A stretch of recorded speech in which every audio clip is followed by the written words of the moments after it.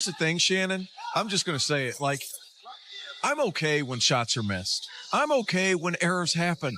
But if there's at least effort, I can live with those things. Mark Williams has put together a first half that I've never seen from a starting center. As many of you probably know, with me emphasizing it repeatedly on this channel, both Anthony Davis and I were far from impressed with the Lakers' big man rotation leading up to the trade that eventually sent him out for Luka Doncic.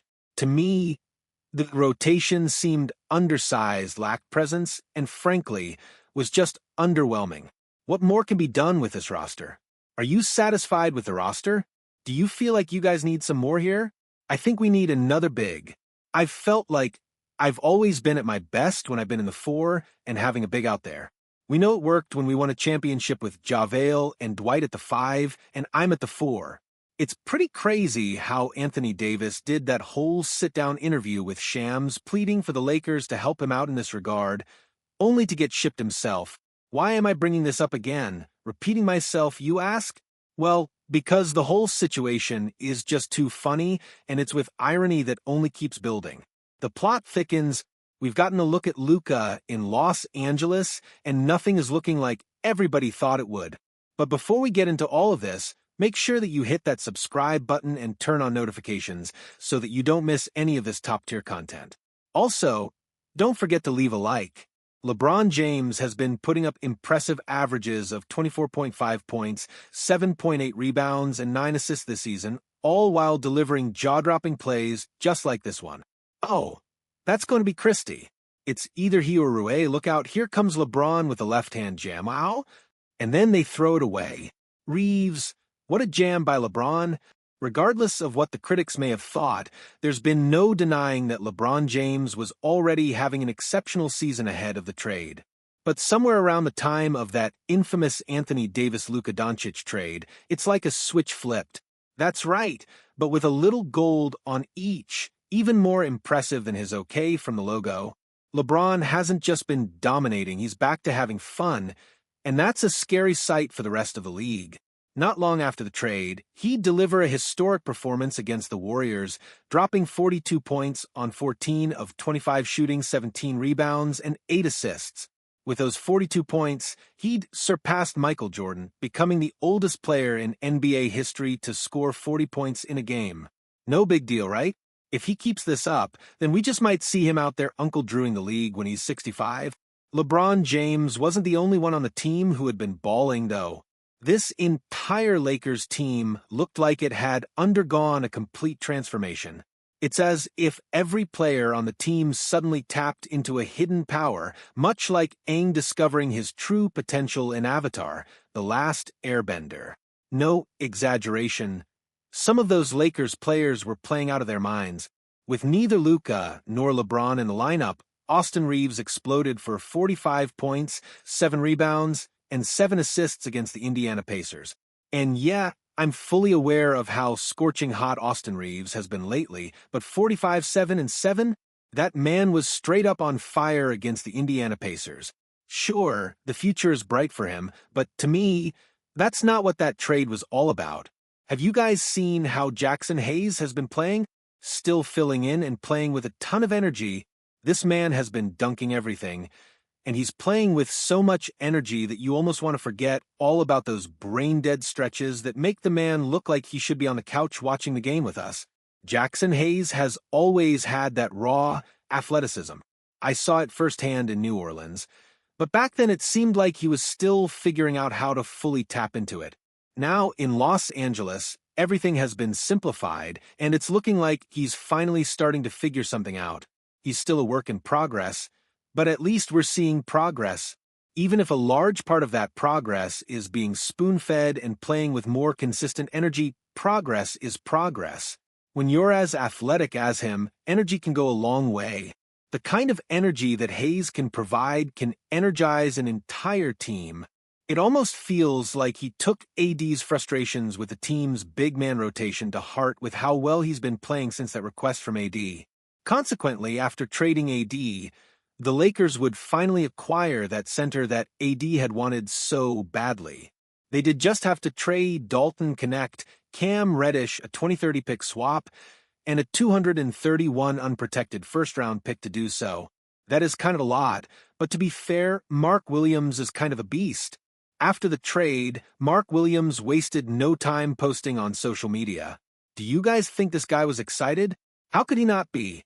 He was leaving one of the worst basketball situations in the league to join two of the best passers in NBA history, Luka Doncic and LeBron James. Sadly, this honeymoon phase didn't last long at all.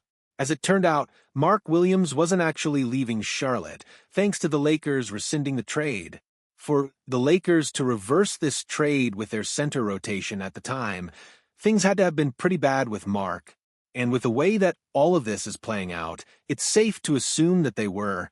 According to Shams, his physical with the Lakers showed multiple issues leading up to the team failing him on the exam, and these issues would be separate from the back problems that have already taken a large chunk out of his career. Yeah, that's not exactly great. After the news broke, the Hornets released a statement saying that the Lakers were super eager to acquire Mark Williams, which ultimately led to them making the difficult decision to trade him. But after all of what went down, they were excited to have him back. Yet just a day or so later, the Hornets would be like, "Whoa, hold on, a deal is a deal. This guy is yours." According to Shams, with the deal being asked, the Hornets were trying to explore options to dispute Mark Williams' failed physical designation with the Los Angeles Lakers. If you were genuinely that excited about his return, then why would you even consider disputing this failed physical designation? The only reason you would do something like that is because you're not excited about his return at all. You're actually rather disappointed. And you're mad that the Lakers foiled your attempt at pulling a fast one. I get it, the game is the game, but seriously, come on, Charlotte.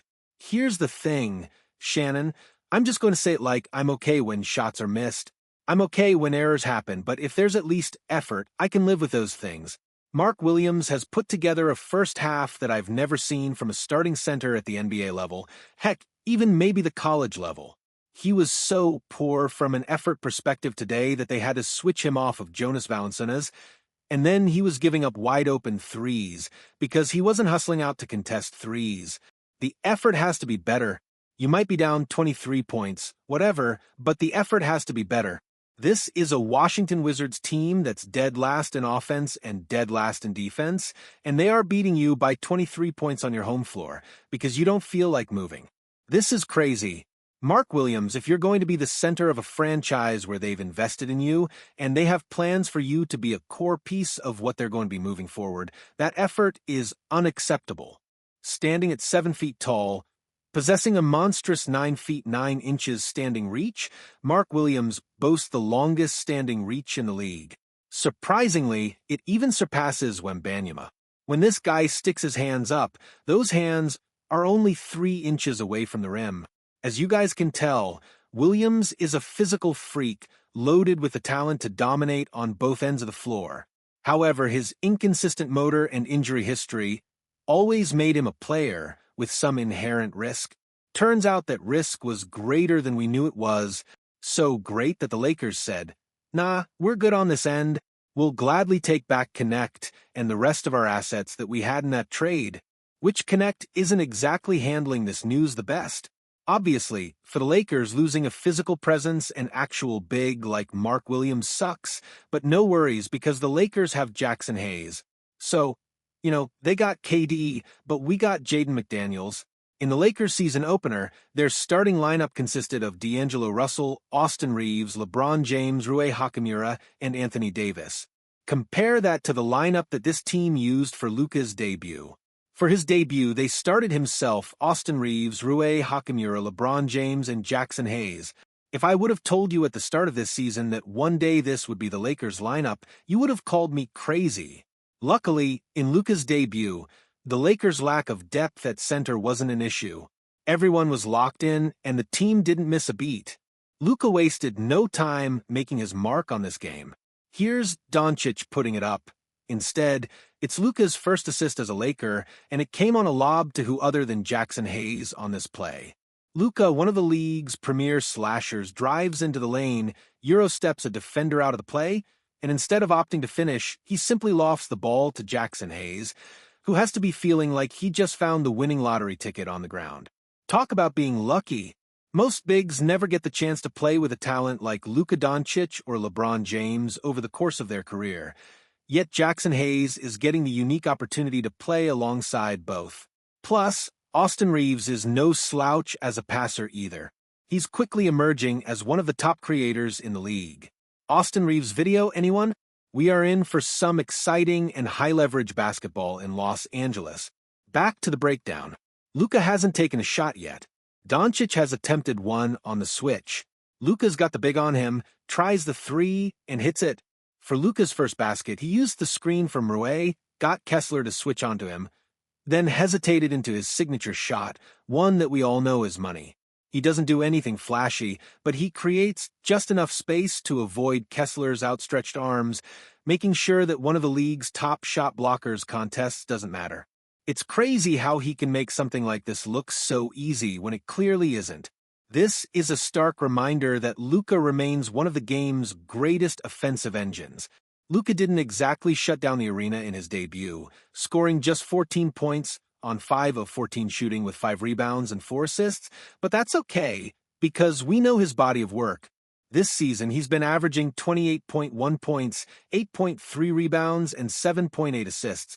Mind you, this was his first game back from an injury that had kept him sidelined since Christmas.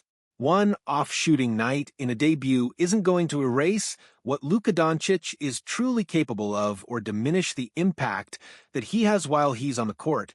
Even with Luka not at his best, he and Brunson still managed to pull through and deliver a memorable night for Dirk. In this game, the Lakers cruised to a solid 132-113 win over the Jazz. Sure, the Jazz are deep in their rebuild and focus more on Cooper Flag, the draft, but it was still a nice win to add to their record, especially considering that this wasn't their best performance with everybody still figuring everything out. Fast forward to their next game, though, and yikes, that same Lakers team would somehow drop a shocker to the Jazz, which is definitely not something that I expected after that convincing when they just had. I'm still not worried, though, as it takes time for everyone to gel. We've seen this time and time again throughout the NBA with Reeves' evolution and with the Lakers adding Luka to an explosive concoction. We could see a fresh LeBron when the NBA playoffs roll around, but even with that, will everything be enough this year to do some damage? DFS and the return of Vanderbilt have significantly bolstered the Lakers' defense, helping them to be a top defense over the last 10 games, which is a bit of a surprise, at least to me. Luka, LeBron, and Austin Reeves will all be attacked come playoff time, which could be a problem. And even if they hold up, who are they going to throw at a big like Giannis? Remember, there's not going to be a Mark Williams or Anthony Davis under that basket to protect the paint. As good as this team can be, Jackson Hayes desperately needs some more frontcourt help. Never in a million years did I ever think I'd be saying something like that.